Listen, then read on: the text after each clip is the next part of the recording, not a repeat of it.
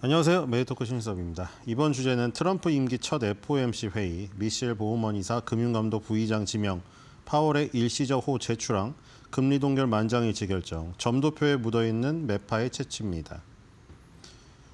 자, 방금 파월 의장의 발언을 봤습니다만 연준의 이중 책무, 연준에겐 두 가지 책무가 있죠. 법적으로 명시되어 있습니다. 최대 고용과 물가 안정. 최대 고용을 시키기 위해서 금리 인하를 통해서 고용시장을 활성화하려는 쪽에 좀 더 무게감을 둔 이 파를 매파라고 합니다. 금리 인하를 통해서 최대 고용을 부득이파라고 하죠. 그리고 이제 반대로 금리 인상을 통해서 물가를 조금 누르면서 최대 고용은 조금 두 번째로 두는 그쪽을 매파라고 합니다. 근데 이게 솔직히 말이 안 되는 거 아시죠? 예를 들어서 금리 인하를 통해서 최대 고용을 하려고 하는 비둘기파 목소리에 힘을 실어주려고 하면 그러면 이제 물가가 오른다는 건 우리가 사는 물가 가격만 오르는 게 아니고 임금이 상승이 됩니다. 그래서 이제 임금이 상승이 되면 고용은 늘어나겠죠. 연봉을 높게 준다고 하니까 사람들이 다 일자리를 찾아 나설 테니까요. 하지만 물가가 오릅니다. 그럼 이제 그 물가를 잡으려고 금리 인상을 통해서 물가를 잡으려는 이 매파의 입장을 들어가지고 이 금리 인상을 해서 물가를 잡는다. 그럼 아까 반대로 어떻게 되겠어요? 임금이 낮아집니다. 일자리가 싸구려 일자리밖에 없어요. 사람들이 취직을 안 합니다. 그럼 취직을 안 해서 놀고 있으니 뭐 사 먹을 돈도 없는 거죠. 그럼 경기가 침체됩니다. 이 두 마리 토끼라는 거는 두더지 게임보다 힘든 거예요. 물론 그러니까 저 지금 연준에 저걸 맡겨놨겠습니다만 두 마리 토끼를 동시에 잡는다는 거는 정말 극악무도한 게임이라는 거. 그것을 아시면 될 것 같고요. 그리고 우리가 연준, 페드, 뭐 연방준비은행, 연방준비제도 이렇게 얘기하지만 우리나라 한국은행처럼 무슨 딱 은행이라고 표현하기에는 어려운 제도의 일종이라는 겁니다. 제도의 요소들이라는 거예요, 다. 왜냐하면 여기 보면은 이 보드 오브 가버넌스 그다음에 밑에 페더럴 리저브 시스템이라고 되어 있죠. 그러니까 이 FRS라는 이 시스템 아래에 이사회도 속해 있는 것이고 연방준비은행도 속해 있는 것이고 FOMC도 속해 있는 것입니다. 그러니까 가장 상위의 개념은 이 FRS죠. 시스템이죠. 제도예요. 제도이자 시스템입니다. 자, 뒤로 가겠습니다. 자, 3요소입니다. 연방준비은행의 이사회, 이것도 FRS라는 연방준비 제도의 한 요소, 시스템의 한 요소고요. 그다음에 FRB라고 우리가 연준이라고 부르는 그 FRB도 12개의 연방준비은행, 이것도 FRS의 하나의 시스템의 요소입니다.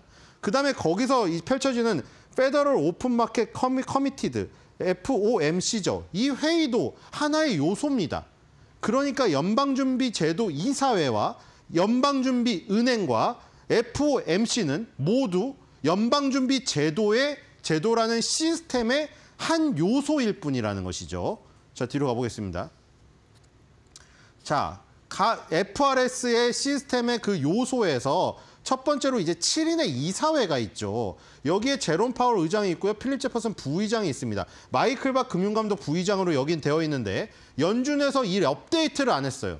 자, 마이클 박 금융감독 부의장은 1월 6일 날 조 바이든 미국 대통령에게 사임서를 제출했습니다.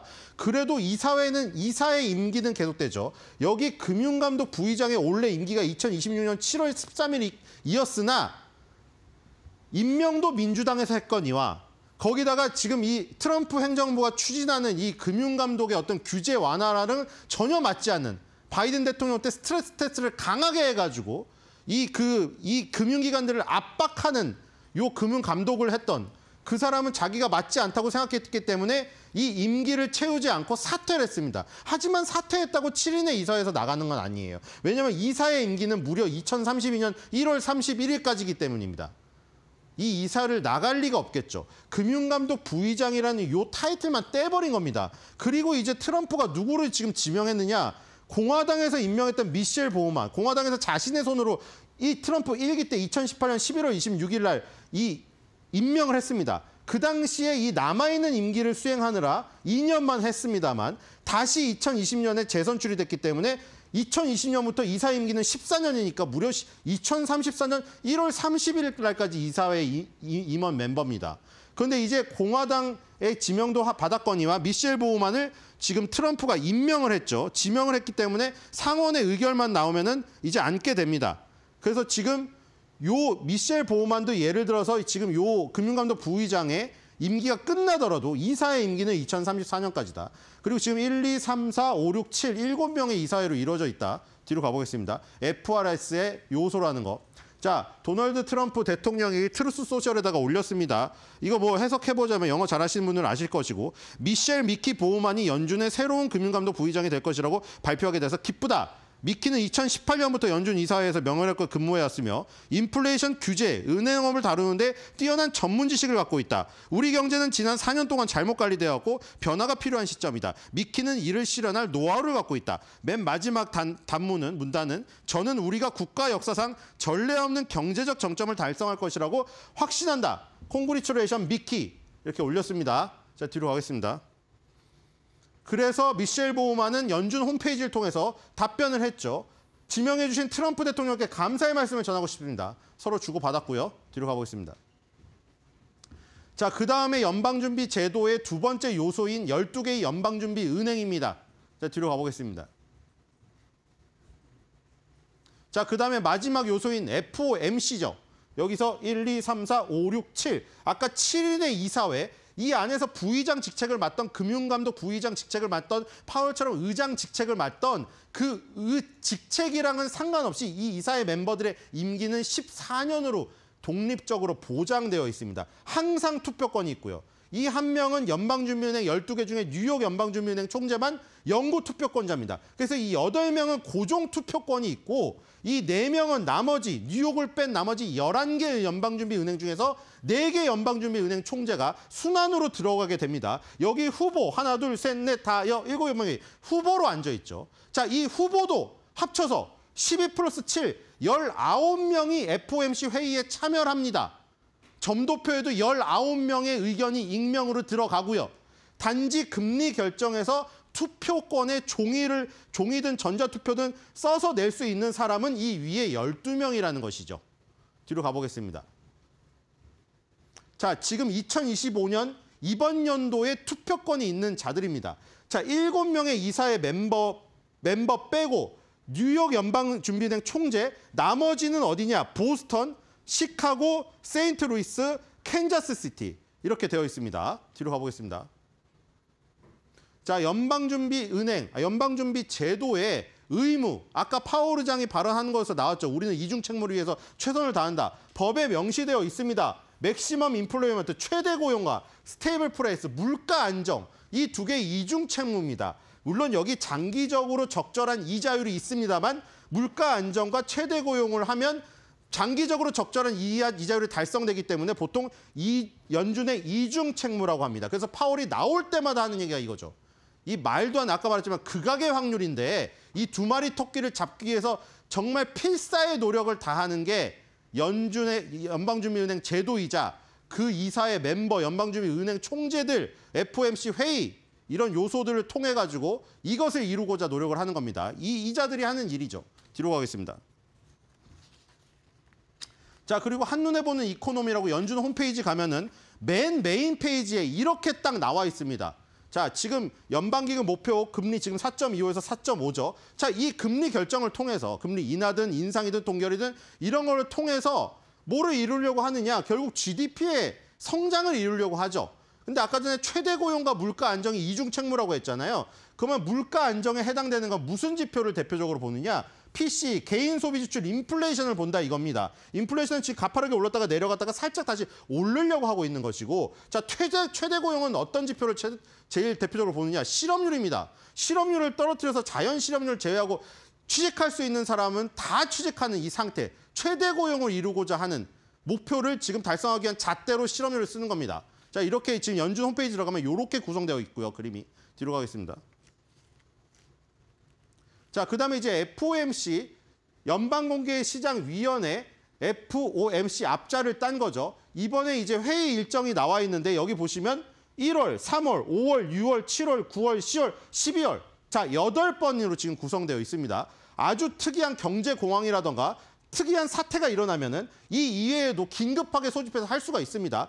근데 정례로는 딱 8번으로 구성되어 있고요. 그다음에 여기 지금 1월 달에 한 번 했었죠. 1월 달에 했을 때 1월 28일, 29일 열렸는데 여기 보시면 기자회견은 바로 하고요.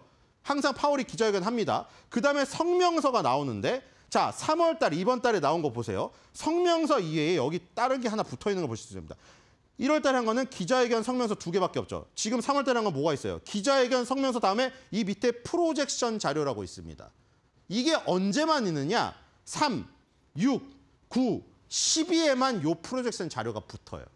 8번 중에 5번은 성명서와 기자회견만 나오고 이 회의록이라는 거는 3주 뒤에 나옵니다. 1월 28일에서 29일 날 열렸으니까 2015년 2월 19일 날 열렸죠. 그러니까 지금 3월 18일에서 19일 날 열렸으니까 3주 뒤에 여기 회의록이 붙을 거예요. 그건 다 똑같은데 이 프로젝션 자료라고 경제 전망 요약과 점도표가 나와 있는 거는 분기당 한 번, 3, 6, 9, 12에만 나옵니다. 그러니까 8번이 다 중요하겠지만 당연히 더욱더 중요한 건 3월, 6월, 9월, 12월에 FOMC에 나오는 자료가 더욱더 중요하다는 거죠. 여기 경제전망 요약과 점도표가 붙어 있으니까요. 뒤로 가보겠습니다. 자, 2024년도 보세요. 이건 이렇게 나와 있다는 거예요. 3월, 6월, 9월, 12월에만 그쵸? 프로젝션 자료가 붙어 있죠. 나머지는 다 똑같지 않습니까? 성명서 기자회견 3주 뒤에 나오는 회의록까지 모두 다 8번이 똑같은데 3, 6, 9, 12만 다른 거는 이 프로젝션 자료가 붙어 있다는 거. 1년에 딱 4번만 나옵니다. 그 3, 6, 9, 12가 더욱더 중요하다는 것이죠. 자, 뒤로 가겠습니다. 자, 그래서 이제 이 메인 페이지를 뉴스 이벤트란에 들어가면 기자회견하고 관련 자료 이렇게 딱 나오는데 3월 달이니까 프로젝션 머티리얼이 이게 따로 붙어 있습니다. 그리고 밑에 보도자료, 연설, 증언 이렇게 나오거든요. 여기 보면은 모든 이 연방준비은행 이사회라든가 연방준비은행 총재들의 활동을 다 여러분들이 볼 수 있으니까 항상 들어가 보시기 바라요. 뉴스에 보도자료 나오고요. 어떤 뭐 대학이라든가 무슨 관공서나 가서 한 연설 나오고요. 의회에 가서는 또 증언이 있어요. 이게 3가지 카테고리로 이 지금 FRS 시스템 안에 있는 모든 임원진 그리고 멤버들의 이 활약상이라면 활약상이라든 게 다 링크가 되어 있기 때문에 이 발언들을 살펴보실 분들은 항상 꾸준히 살펴보시기 바라고요. 뒤로 가겠습니다. 자, 그 다음에 3, 6, 9, 12에만 붙어서 나온다는 경제 전망 요약이 바로 약어로 SEP입니다. Summary of Economic Projection이라고. 그래서 프로젝션 자료라고 붙어 있는 게 아까 그 프로젝션이에요. 자, 여기 나와 있는데 이제 이 경제 전망 요약에 대한 얘기가 나온 겁니다. 그래서 뒤로 가볼게요. 자, 아까 전에 연준 홈페이지에 3가지 그림이 딱 나와 있다고 했잖아요. 그렇죠? 개인 소비 지출과 실업률과 GDP 3개 나와 있죠. 그거에 대한 거예요. 근데 여긴 4개잖아요. 왜 4개냐면 개인 소비 지출 중에 코어, 핵심 개인 소비 지출도 따로 있기 때문에. 근데 어쨌든 연준 홈페이지에 있는 3개를 하는 거죠. 여기에 자료가 이제 나와 있습니다. 뭐 하나 2025년만 볼게요. 시간상. 1.7로 예상되어 있던 거. 저번에 1월 달에 1.7로 예상했는데 2.1로 예상했는데 12월이죠. 12월 달에 2.1로 예상했는데 GDP 예상치가 1.7로 이번에 낮아졌습니다. 별로 좋지 않게 바뀐 거죠, 이거는. 자, 12월 달에 실업률이 4.3으로 예상됐는데 이번엔 4.4로 예상했습니다. 이것도 실업률이 조금 늘어난다니까 전망이 또 안 좋아진 거죠. 자, 12월 달에 인플레이션 PC를 2.5로 예상했는데 지금 2.7로 바뀌었습니다. 물가 상승에 대한 위험이 더 급증했다는 것을 의미하는 거죠. 근원도 마찬가지입니다. 음식료랑 지금 그 에너지를 빼고 근원으로 봤을 때도 2.5가 12월 달에 예상되는데 이제 3월 달에 2.8이 예상됐습니다. 물가 상승에 대한 부담감이 여기에도 지금 이 나온 거를 볼 수가 있겠고요. 뒤로 가볼게요. 자, 이걸 그림으로 표현해 놓은 겁니다. 그렇죠? GDP, 실업률, PC, 근원 PC 이렇게 4가지 해고 2025, 2026, 2027 그다음에 장기 예상 이렇게 그림으로 표현됐고요. 뒤로 가겠습니다. 파월의 아까 발언에서도 뒤에 띄워놓고 했습니다. 자, 그다음에 3, 6, 9, 12에만 나오는 점도표입니다. 자, 이게 12월 달입니다. 1월 달에 FOMC가 열렸지만 1월 달에 열린 FOMC는 점도표가 안 나온다고 했죠. 그래서 작년 12월 달 겁니다. 작년 12월 달에 예상한 2025년치만 여기다 따놨고요. 비교하기 위해서 거의 좀 선을 대충 맞춰가지고 여기다 붙여놨어요, 제가. 3월 달 이번에 나온 거. 자, 19명, 이거 세면은 점이 19개입니다. 근데 익명이에요. 누군지는 몰라요. 자, 근데 여기서 뭐가 바뀌었냐? 지금 4.25에서 이 한 칸이 0.25예요. 4.25에서 4.5입니다. 여기가 지금 현재 금리예요. 현재 금리인데 12월 달에는 이 지금 진한 선이 4거든요. 4 이하를 말한 사람, 4 이하 여기 말한 사람이 15명이 있었어요. 이거 19개니까 4개를 빼면 밑에가 15명이 있었잖아요. 근데 지금 보시면 어디로 붙었어요? 위로? 위로 8명이 붙고 여기 11명밖에 안 남았어요. 그러니까 이거는 뭐냐면 금리 인하를 조금 더 폭을 아래로 했던 사람이 15명에서 11명으로 4명이 줄었다는 거예요. 아까 말한 대로 매파의 성향이 강해졌다는 걸 뜻하는 거죠. 그러니까 우리가 금리 동결을 만장일치로 결정했지만 점도표를 보니까 이거 물가 상승 때문에 아까 물가가 상승하면 금리를 인상해서 눌러야 되잖아요. 그때 금리 인하의 폭을 조금 더 줄여가지고 인플레이션에 대비해야 된다는 사람이 19명 중에 누군지 모르지만 익명으로 늘어났다는 걸 뜻합니다. 자, 뒤로 가겠습니다. 자, 그래서 시계를 보고 있습니다. 페드워치 시계 이제 다음 거 나와 있죠. 다음은 언제냐? 거꾸로입니다. 2025년도 5월 7일입니다. 5월 7일에는 점도표랑 경제 전망 요약이 안 나오겠죠. 자, 지금 4에서 4.25, 인하가 18.7이고요. 동결이 여기도 지금 81.4로 압도적으로 지금 아직 우위라는 겁니다. 자, 뒤로 가볼게요. 6월 달이나 돼야 금리 인하를 할 것 같습니다. 그리고 페드워치에서도 똑같이 볼 수 있는데 똑같습니다. 대신에 여긴 다른 거는 중간값을 파란색으로 색칠해서 더 좋게 본다는 건데 중간값이 지금 지금 2025년부터 2026년 내려가게 되어 있죠. 쭉 내려가게 되어 있는데 문제는 12월 달에 예상한 거에 비해서 이 수치가 이 위로 많이 붙었다는 겁니다. 중간값은 똑같아요. 그러니까 중간값은 똑같은데 이 수치가 이 위로 많이 붙었기 때문에 사람 수가 옮겨갔기 때문에 매파적인 성향이 좀 더 올라갔다. 이렇게 보시면 될 것 같습니다. 자, 그리고 지난해 8월 달에 잭슨홀 미팅에서 이런 말을 했어요. 일시적이라는 좋은 배는 사람들로 붐비는 배였다. 이게 무슨 얘기냐면은 내가 코로나 때 잠깐 인플레이션이 오르는 게 일시적일 줄 알고 오판을 했다는 거를 자기 자신을 약간 비하하면서 반성하는 얘기를 한 겁니다. 그래서 지금 언론이 또 놀랐어요. 이번에 아까 전에 말한 거에서 발언해서 이 인플레이션, 관세에 대한 인플레이션은 일시적일 것이라고 얘기했는데 그게 또 혹시나 또 발작 버튼일까 봐. 그래서 저도 좀 우려가 있어서 오늘의 한 줄 매도평입니다. 일시적이라는 좋은 배는 사람들로 붐비는 배였다. 이 배가 다시 침몰하는 일이 없기를.